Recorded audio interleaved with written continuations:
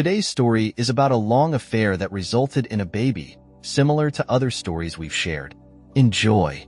I decided to leave, and my spouse responded, "Fine, don't come back." Usually, I would say go to hell when leaving, but this time I didn't want my last words to her to be so harsh. Over our 14-year marriage, we've exchanged such words many times, but this time I won't be returning. In a few days, she might understand the meaning behind my words. Over the past 6 to 7 months, my wife Jenna has become increasingly hurtful in her remarks towards me. I couldn't understand why, and to avoid escalating the situation, I began avoiding her as much as possible. I spent more time in the car, coming home late after Jenna and our 13-year-old daughter had already had dinner. Sometimes I found leftovers, other times they were already in the trash. My name is Kurt K. Kaminsky, but my full name is David Kurt Kaminsky. I'm not a junior. My father is David John Kaminsky. I'm an American of Polish and German, French, Irish, and English descent. Although I'm only half Polish, my surname makes me Polish in the eyes of others. Living in a small town, I've become the subject of many jokes about my heritage. Recently, I discovered that my wife, who will soon become my ex-wife, is not the person I thought she was. Her cruel words and actions led me to distance myself from her. One Monday evening, I decided to have a snack at a local restaurant and overheard a conversation in the next booth. It turned out that my wife and my best friend, George Carey, were deceiving me. They talked about how they spent time together while I was busy in the park, unaware of anything. I left the restaurant, trying to get away so they wouldn't notice me. It was unbelievable. Jenna was with George, who had even served as the chauffeur at our wedding.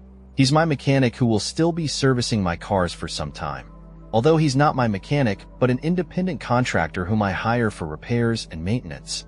I wanted to hire him, but he said he wouldn't respect himself if he had a Polish boss. He said it jokingly, but I knew he was serious. Regardless, I hired him as my independent mechanic contractor. Although he was not very independent, I was his only source of income. I returned home, and Jenna was as out of sorts as ever. I didn't want to talk to her until I found out the truth. After she went to sleep, I checked her email and found nothing suspicious. However, her phone was secured with a password, which turned out to be our daughter's birth date.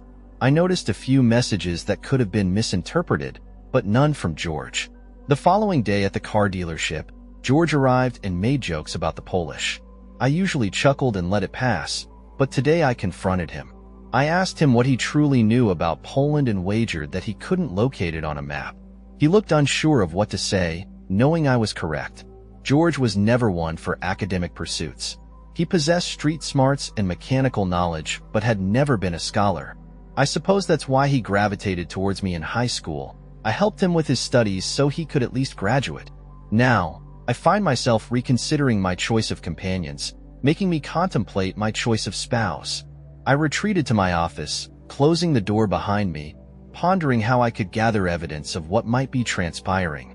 Confronting them both would only lead to denial. I needed proof. I contacted a private investigator in Santa Fe, expressing my concerns, and he suggested installing a beacon on my wife's phone, allowing me to track its location discreetly. He also mentioned the option of installing cameras in our home, but warned that unless I invested in high-quality, expensive ones, they would likely be discovered. I opted for the tracking program he recommended and assured him of payment for his advice, despite his insistence that I owed him nothing. That evening, after everyone had retired for the night, I surreptitiously installed the tracking app on my wife's phone and synced it with mine. It would operate inconspicuously in the background, unbeknownst to her. The next day, I checked the app periodically, noting her whereabouts.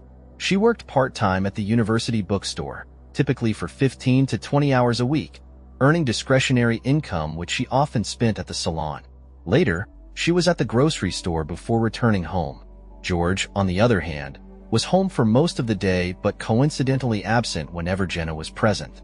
Determined to mend relations with my wife and daughter, I suggested dining out together.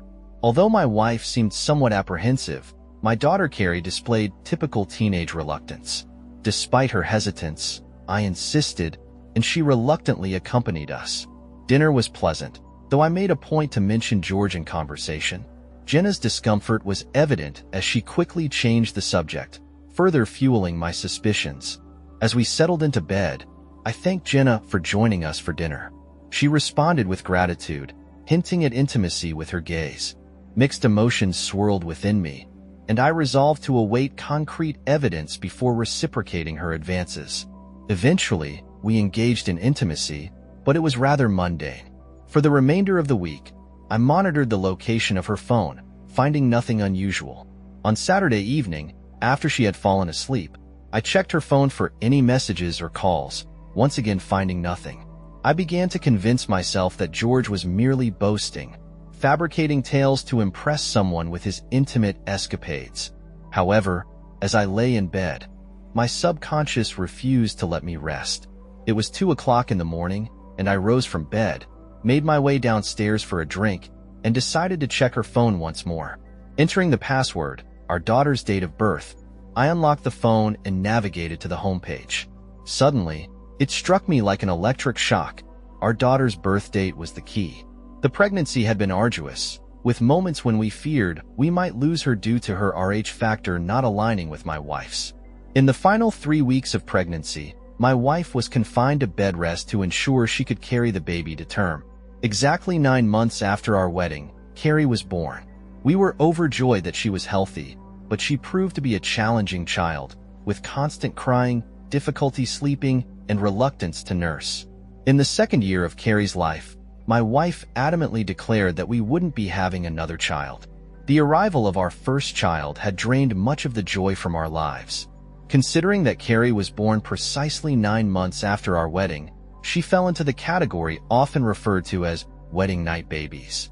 A realization dawned on me.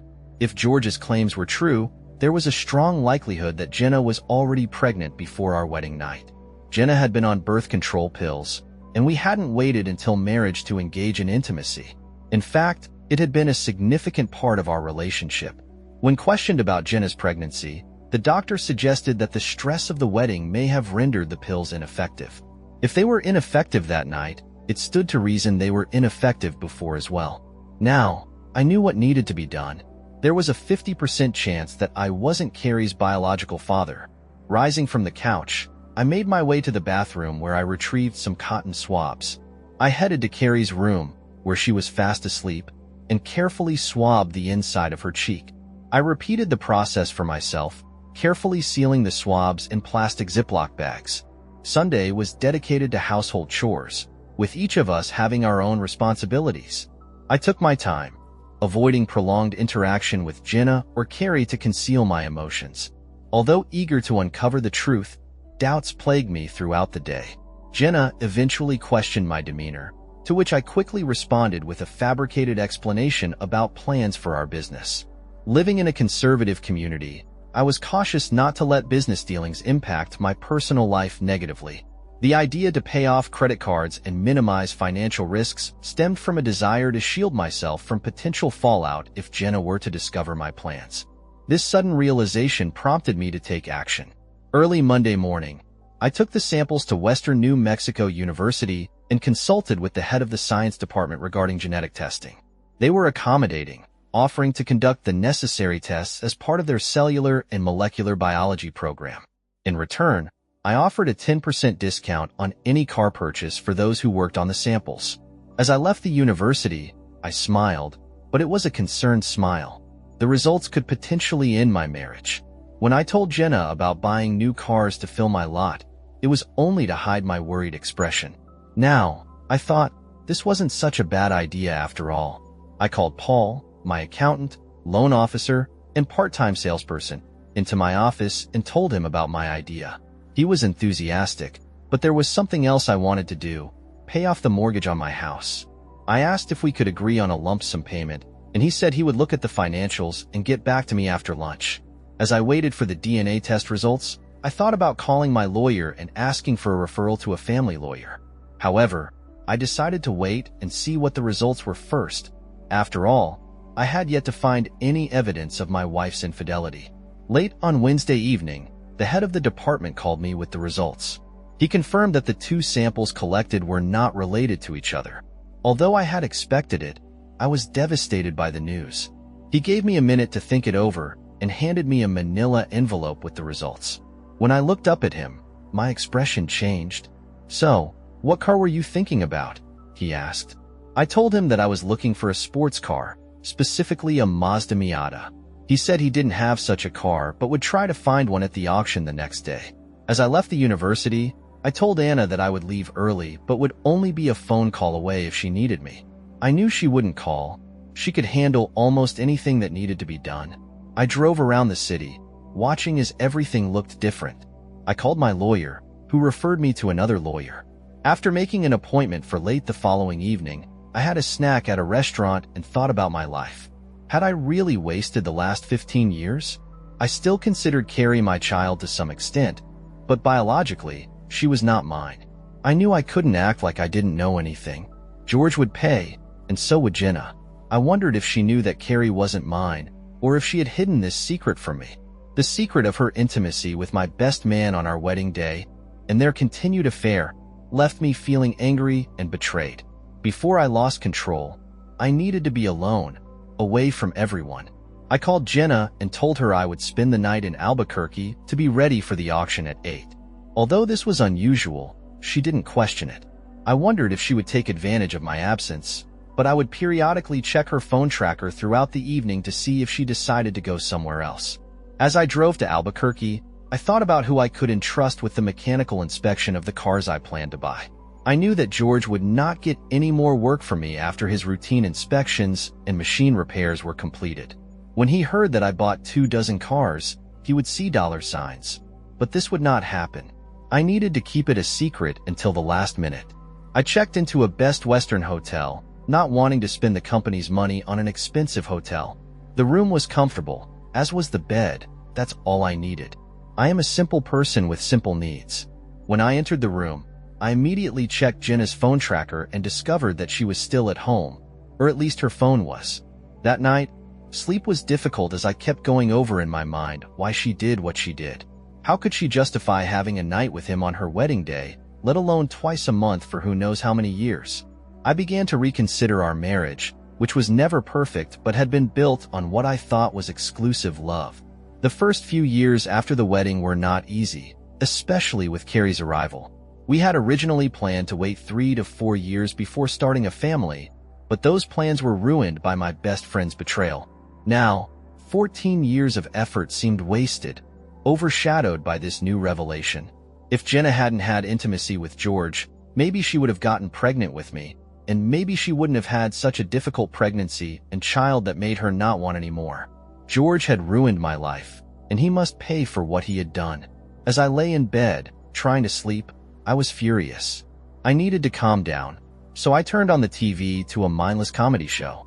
Laughter helped me calm down, and by 11 p.m., I was ready to fall asleep, looking forward to a long day at the auction. The auction went well, and I got some great cars at great prices. I also got to know some dealers in the Albuquerque area. Although I didn't see any Miatas at the auction, I started asking other dealers and found 2 who had one each, one red, the other black. I asked them if they would be willing to make a deal once I found out what color my client preferred, and they agreed. In the afternoon, when I met with the lawyer, the news was not very good. I would lose half of all my property and would have to pay alimony and child support for a child that wasn't even mine. I decided that I would not get a divorce but would leave Jenna with George's baby. I would pay off the mortgage on the house and she could stay in it, but my name was the only one on the mortgage, so she couldn't sell it. If I moved out but continued to pay taxes and utilities, she wouldn't be able to resign and take the house. However, I had to decide what to do with my business, which was registered as a corporation. I needed to talk to my business lawyer about protecting it from potential loss. When I returned home, I was exhausted from the long day. Jenna asked if I wanted to have dinner, but I said no. I had had a late lunch. At least she thought to ask. The shower was wonderful, and it felt like my problems almost melted away. I had problems, but I was on my way to solving them. I fell asleep a few minutes after my head hit the pillow. I had been stressed for the past week, but now that I had started making a plan of action, my mind could rest. Waking up early and feeling refreshed, I headed to the office before Jenna and Carrie even woke up. I had things to do and even more plans to make. When my staff started arriving, they found me knee-deep in spreadsheets, financial reports, and sales forecasts. I told Paul that I had purchased 23 cars and that within a week, we would close the deal on the car at the dealer in Albuquerque. I told Anna not to assign any more work to George, but to keep it a secret. She looked at me with a puzzled expression, but I assured her that she was irreplaceable. At 9 a.m., I called my business lawyer and asked him what I should do to protect my business. He suggested selling it beforehand to keep it out of Jenna's hands, but I told him that my business was my life, and I couldn't get rid of it. I needed to think and study the situation before making a decision. This news was devastating. I had worked hard to build my business into what it is today. However, part of being a good business person is the ability to compartmentalize and multitask. I needed to put my personal problems aside and get back to business. First on my list was to call Doug, the department chair who determined that what George said was true. Doug told me about two Miatas that might interest me, one red, the other black. He asked which color I was interested in and said he would bring it here so I could look at it and discuss the numbers. Even if we couldn't agree on a price, he was sure he could sell it without too much trouble. I asked him which one he would suggest, and he said each had its pros and cons. Fire red was a great statement color, but it faded faster. Black looked elegant, but got hot quickly in our climate. I told him that the car would be kept in a garage when not in use, so fading wouldn't be a problem. He suggested the red one. I hung up and called the dealer who had the red one to arrange a trade. He became interested in the BMW on my property, which had been there for 3 months. George arrived just as I was finishing the call, and he overheard several salesmen talking about the 23 cars that would soon appear in our warehouse. He asked me where the cars were coming from, and I told him they would be delivered sometime at the end of next week or early the following week. He said he wanted to make sure he had a schedule to do this for me, but I told him I would contact Anna and ask her to put him on the schedule. That weekend, I tried to keep my distance from Jenna. I worked in the yard and ran a lot of errands. I didn't even check her phone tracker. It no longer mattered to me. I felt only contempt for her, and the fact that I was raising someone else's child was unforgivable. On Monday, I went to the car show again and called the dealer in Albuquerque. I told him I would drive the Beamer over and pick up the Miata. The trip was pleasant, as was the lunch with the other owner. On the way back, driving the Miata with the top down and the wind ruffling my hair, I decided to call another dealer and get a black car. I needed to live a little, and I wouldn't be needing more than a 2-seater anytime soon. When I pulled into our driveway in a red sports car, Jenna looked out the window and must have said something to Carrie because they both came out to watch. Jenna asked why I needed this car, and I told her I had picked it up for a client and thought she might want to ride in it. However, Carrie said she didn't like small cars, and Jenna agreed with slight contempt. I was stunned. Where did this disrespect come from? When I looked at Jenna, she was acting as if Carrie had done nothing wrong. Now, both women in my house were disrespectful to me. I knew teenagers weren't supposed to be best buddies with their parents, but the hurtful way Carrie said it made me look at my entire family life as a sham. I told them I was going for another ride and drove away, fired up. My marriage was rapidly deteriorating, and when I finally pulled into the driveway at 9:30, I immediately went upstairs, hopped in the shower, and climbed into bed. When Jenna came into the room, she asked if my feelings were hurt because we didn't choose a sports car. I told her that she was not only a disrespectful wife, but also a disrespectful mother. I said that I may have to support Carrie, but she was not my daughter, and it looked like Jenna and Carrie would rather not have a Polish man around. The next day, I called Doug, and he came to check out the Miata. He was delighted with the price, and when he was about to leave, he mentioned that his best friend was in charge of purchasing for the university and changed 16 cars approximately every 2 years. He asked if I could talk to him, and I said I would be happy to do business with him. On Wednesday, my lawyer called me and said he had a solution to my potential problem. He told me it would take about 2 weeks to implement, but if it worked, it would be worth it. During those 2 weeks, I slowly moved my personal belongings and tools from my home to an apartment in a nearby city. George was anxiously waiting for those 24 cars to arrive so he could do some work and bill me for it. When he asked, I just put him off. That past weekend, I did some yard work, and when Jenna and Carrie weren't around, I cleaned out my closet and drawers. Jenna did laundry during the week, so she didn't notice that my closet was empty. On that Monday night, I told Jenna I was leaving. She started being rude and disrespectful to me again. both as a Polish man and as a used car salesman. In the past, I would go to a motel for a night or two, depending on how angry I was. However, this time, I had a different plan. The next morning, I arrived at the parking lot early and asked my employees to go to the conference room. I closed the door behind them and started the meeting. I told them that the cars I bought a couple of weeks ago had arrived and were ready for sale. I also told them that we would no longer use George to do any work here.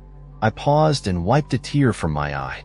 I told them that I had sold the business, but nothing would change as far as their work was concerned. Anna would perform some of my duties and receive a corresponding increase. All of them, even in their surprised state, began to congratulate Anna. They all respected her and knew she deserved it. After the meeting, I asked Anna to talk to me. I told her that I would still be involved in the company, but only on an advisory basis and may sell occasionally. I didn't want to take away her sales, and she was glad that I would still be around at least sometimes. As we walked out the door, George was standing there. He asked why he wasn't included in the meeting, and I told him it was a staff meeting, and he was not an employee. He stuttered and then said he would get to work on the cars right away, but I told him they had already been carefully examined and prepared for sale. I told him that I had sold the business and the new owner wanted to move in a different direction. He looked stunned, but I wasn't ready to explode at him yet. I left everything as it was and decided to say fewer words. He asked what he should do now, and I told him he could pick up his check for what he did in the last 2 weeks. It wasn't that much. Anna had used his services only a few times. I didn't feel sorry for him. He was basically told that he was out of work. I met with Anna and asked her if she could keep our conversation a secret. I told her that I had created companies that I registered in Nevada. One of the companies would buy the parking lot, and the other would buy the company. I was the sole owner of shares in both companies. At some point, I would divorce Jenna and make sure she didn't get the business. I moved out of my house, and Jenna didn't know it yet, but I wasn't going back. She had an affair with George, and Carrie was not my daughter. I believed she was George's daughter. I didn't even know if Jenna knew about this, but they would soon find out. I wasn't going to get a divorce, but I would continue to pay utilities and taxes for our house. This way, she wouldn't be able to say that I abandoned her and took everything. In case she filed for divorce due to irreconcilable differences, I didn't want her to be able to take over the business. The proceeds from the sale would be spent by the time she got her divorce, and I made next to nothing from consulting and a few commissions from sales. Anna could cope with daily operations, and I would be available to call if she had any questions. However, I trusted her and her judgment. I had one more task for her, to order a new sign and letterhead. We were changing the name of the business to further cement in George and Jenna's minds that the business had been sold to someone else. The new name of the business would be Helpless Car. I spelled the name so she had it right, and she looked at me in bewilderment.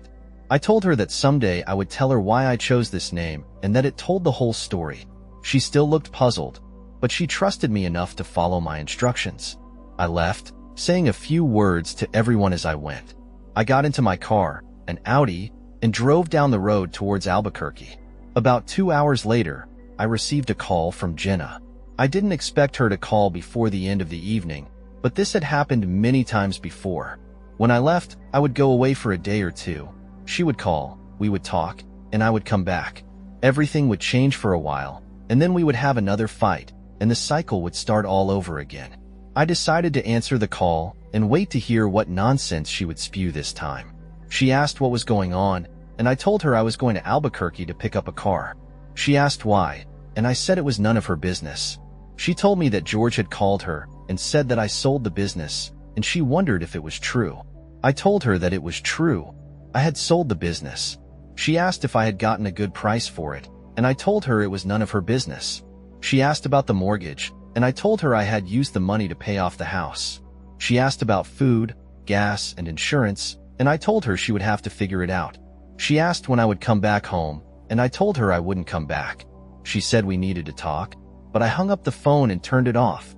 I knew she would be trying to call me back, but I didn't care. I wanted her to think about what she had done. After calming down from the phone call, I tried to enjoy the leisurely drive to Albuquerque. I knew that the next call she would make would be to George to get more information and to let him know what I had said. When I got to my destination, I turned my phone back on and saw that I had 5 messages, 3 from Jenna, 1 from George, and 1 from Anna. I immediately called Anna and asked her how everything was going. She told me that Jenna and George had called to find out where I was, and she had told them that I didn't own the place anymore and didn't come there anymore. I told her to tell them to stop calling, or she would call the police about phone harassment. I thanked Anna for her support and told her that I knew I could always count on her. She told me that I may feel like I don't have any family or friends anymore, but she was there for me, and I was her family. I hung up the phone and wondered if I should call Jenna or George, but I decided to let them stew in their own anger. I went to the parking lot office, where the owner was waiting for me. He had an Audi that I was interested in, and we discussed the trade-in value of my current car. After some negotiation, we agreed on a price, and I drove away in my new Audi. Over the next 2 weeks, I traveled through northern New Mexico, Arizona, southern Utah, and Colorado. I wanted to be nearby in case Anna needed me to come back, but I also wanted to clear my head and think about my next steps. I called Anna several times to check in, and she assured me that everything was under control. During this time, Jenna and George kept calling me, leaving messages that ranged from angry to apologetic to downright nasty. I listened to them but didn't care.